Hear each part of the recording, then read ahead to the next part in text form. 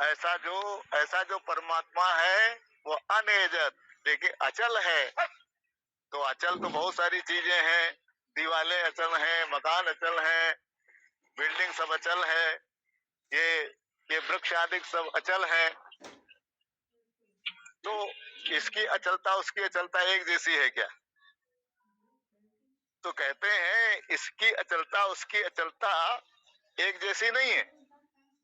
परमात्मा आकाश के समान अचल है, क्योंकि आकाश जो है चारों तरफ फैला है, कहीं कहीं उसको इधर उधर जाने की आने जाने की जगह नहीं है। हवा हवा तो उसमें खूब दौड़ती है, वो पानी भी लहरा रहा है, और पृथ्वी भी उसी में है, पृथ्वी भी हिलती डुलती है। लेकिन लेकिन जो परमात्मा है वो अचल है। ऐसा अचलो एवं पुरुष, ये जो पुरुष है, जो आत्मा है, वो अचल है। शरीर चलता है लेकिन वो चलता नहीं। लेकिन अब कहा कि वो अचल है। दूसरे दूसरे मंत्र में इसलिए कहा तद इज्जत तन नहीं इज्जत, वो वो चलता भी है और नहीं भी चलता है। यानी उपाधि रूप से वो चलता है और निरुपाधिक रूप से वो नहीं चलता है, क्योंकि उपाधियां जितनी है वो परिच्छिन्न है।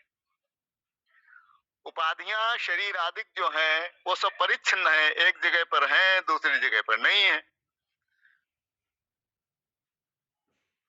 इसलिए ये आत्मा उसमें बैठ करके वो अपने चेतनत्व को प्रदर्शित करता है। क्योंकि ये जो जीवात्मा है, जब इसमें से निकल जाता तब ये शरीर नहीं चलता है। इसलिए इसलिए जो आत्मा है वो अचल होने पर भी शरीर को चलाने वाला है, वायु को चलाने वाला है। जल आदि में जो शीतलता है, प्यास बुझाने की जो उसकी क्षमता है, ये उसी एक ही परमात्मा सच्चिदानंद से, क्योंकि वो एक ही है। जल में शीतलत्व, वायु में भावत्व आदि जो गुण हैं, वायु जो आकाश है उसका विशालत्व, ये सब उसी परमात्मा से है, उससे भिन्न और कुछ भी नहीं। इसलिए वो ऐसा जो अचल परमात्मा वो मन से भी अधिक वेगवान कहा गया, क्योंकि मन दौड़ता है। मन क्यों दौड़ता है? क्योंकि मन जो है वो माया का दूत है। माया का दूत होने से मायामय है, और माया जो है वो बदलती है, चलती फिरती है।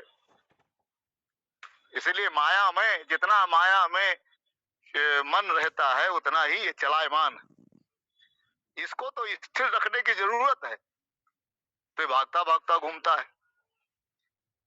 यही यही जो मन अपने आत्म स्वरूप का चिंतन करे, जो आत्म स्वरूप का जब चिंतन करता है तो मन कैसा हो जाता है? जैसे बिना हवा का दीपक। जैसे दीपक जो है उसकी लो लहराती नहीं, ऐसे भी मन भी किंचित मात्र भी संकल्प विकल्प आदि नहीं होते। ऐसा ऐसा जो मन से भी अधिक वेगवान, क्योंकि सबसे अधिक मन ही वेगवान। आप बैठे रहते हो, एकदम मन कहां से कहां चला जाता है। सत्संग में बैठे हो, अमेरिका आदि दूसरे देशों में घूमने लगता।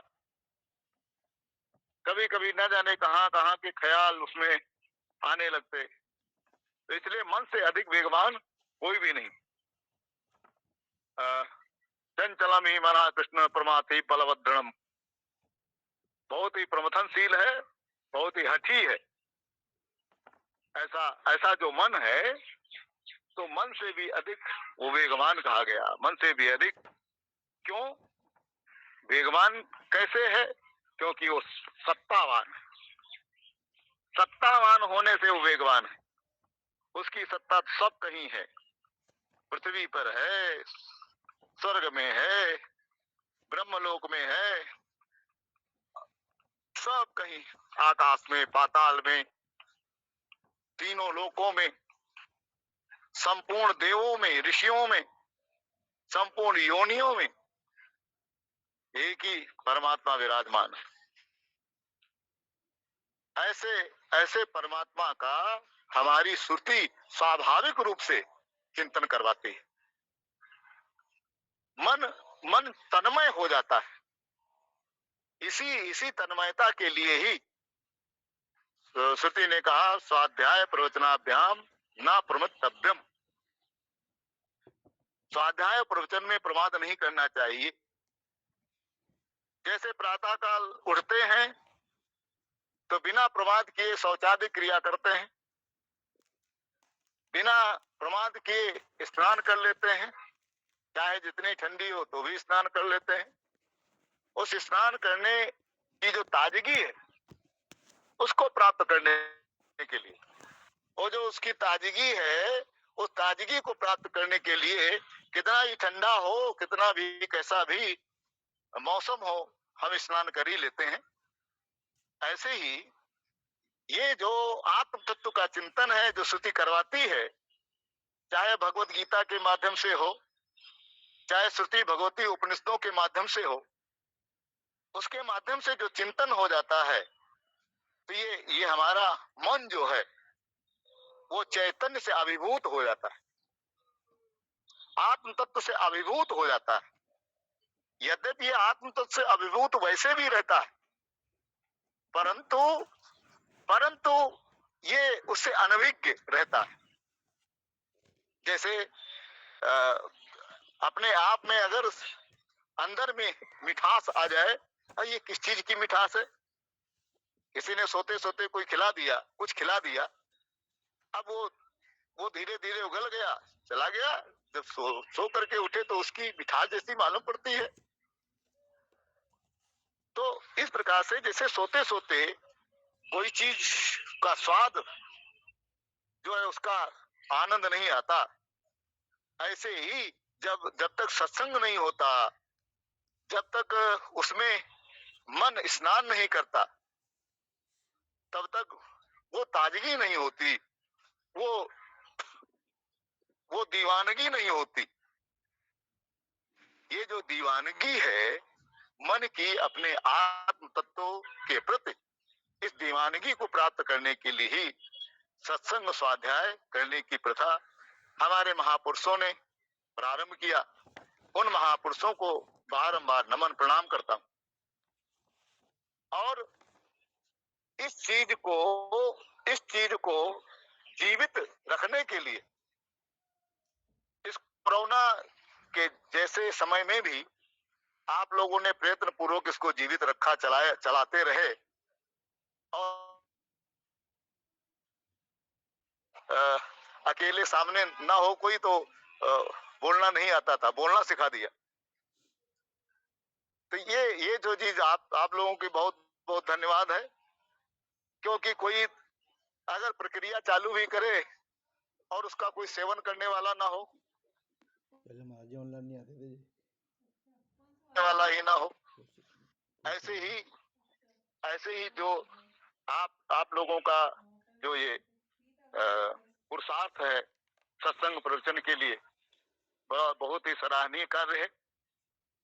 आप महात्माओं से स्वयं जुड़ते हैं और उनकी वाणी से अन्य लोगों को भी जोड़ते रहते हैं। तो आप लोग जब जुड़ते हैं तो हमारा भी रिवीजन हो जाता है, क्योंकि कोई भी चीज जो अच्छी अपने को लगती है वो एक बार खाने से ही तृप्ति नहीं होती, उसको बार बार खाने से तृप्ति मिलती है। ऐसे ही ये जो आत्म तत्व के विषय में कथन है या श्रवण है, ये दोनों का कल्याण करने वाला है। हमारा भी कल्याण करता, आपका भी कल्याण करता। और यहाँ तक कि जहां पर ये होता है वो स्थान पवित्र हो जाता, वो स्थान जागृत हो जाता है। तो हम तो अ, ये जो सिस्टम है इसको भी बहुत बहुत धन्यवाद देते हैं। अब ये सिस्टम, इसका सदुपयोग भी कर सकते हैं, दुरुपयोग भी कर सकते हैं। तो जो संत स्वभाव के होते हैं वो सदुपयोग करते हैं। आप लोग संत स्वभाव के हो तो इसका सदुपयोग कर रहे हो। जो असंत होते हैं, दुष्ट होते हैं, वो तो अपना काम करते ही हैं। आज आज इन इंस्ट्रूमेंट के माध्यम से सब हो रहा है, गलत कार्य हो रहे हैं। क्या पहले नहीं होते थे? पहले भी होते थे। पहले जो युद्ध मार काट आदि मैदान में देखे जाते थे, आज वो इसके माध्यम से सब हो रहे हैं। तो जो संसार में बदलता तो है, लेकिन वो वृत्तियां ज्यों के त्यों दूसरा रूप, तीसरा रूप, चौथा रूप, पांचवा रूप धारण करके आती हैं। तो संसार भी ऐसा ही है। ये भी जैसे लोग होते हैं तदनुसार ही ये बदलता रहता है। और मुख्य ये है कि हमारा किसी भी प्रकार से, चाहे भगवत स्मरण से, यानी उनका नाम स्मरण से, चाहे उनके स्वरूप के चिंतन से, चाहे श्रवण से, और चाहे ये जो कार्य हैं सत्कार्य करने से हमारा चित्त किसी भी प्रकार से उस परब्रह्म परमात्मा आत्मा सच्चिदानंद से जुड़ा रहे। और इसको जोड़ने के लिए ही नाना प्रकार के उपाय हैं।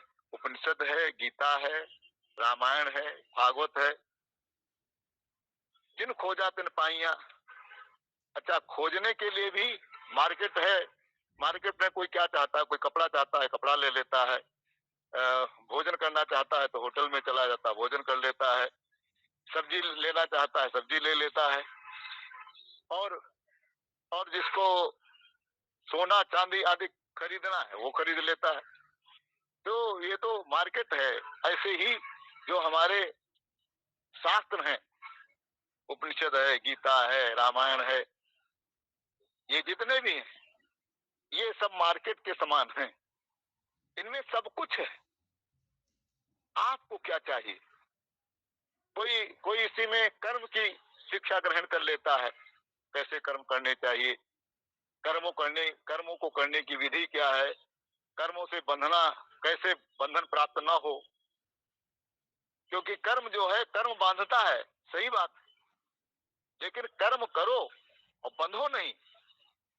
ये यदि विशिष्ट बात अपने जीवन में आ जाए तो भगवान श्री कृष्ण ने कहा, योगः कर्मसु कौशलम। कर्मों को करने की जो कुशलता है उसी का नाम योग है। हम योग को बहुत बड़ा हौवा समझते थे। जब भगवान श्री कृष्ण का ये योगः कर्मसु कौशलम, कर्मों की करने की जो कुशलता है उसका नाम योग है, कितना सरल हो गया।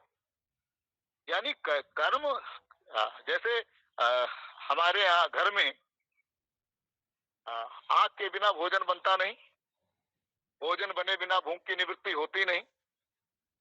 तो भोजन बनाने के लिए आग की जरूरत है। तो आग रखते हैं, पहले भी रखते थे, आज भी रखते हैं।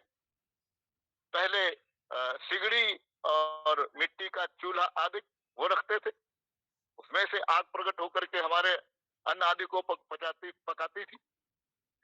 आज वही आग गैस चूल्हे के रूप में है, उसमें हम पकाते हैं। लेकिन आग से बचने का प्रयत्न करते हैं, आग से कहीं जल न जाए। जो आग से जल न जाए तो उन इंस्ट्रूमेंट का प्रयोग करते हैं।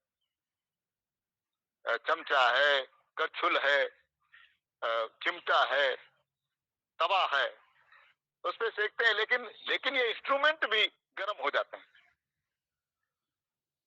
तो ये जब गर्म हो जाते हैं तो ये भी उससे प्रभावित हो जाते हैं। ये जब प्रभावित हो जाते हैं तो इनसे भी बचना है। ऐसे ही संसार से प्रभावित ये अहंकार हो जाता है, संसार से प्रभावित इंद्रियां हो जाती हैं, संसार से प्रभावित मन हो जाता है, संसार से प्रभावित बुद्धि हो जाती। तो ये जो इंस्ट्रूमेंट है ये भी आग, जैसे अग्नि से ये सब गर्म हो जाते हैं।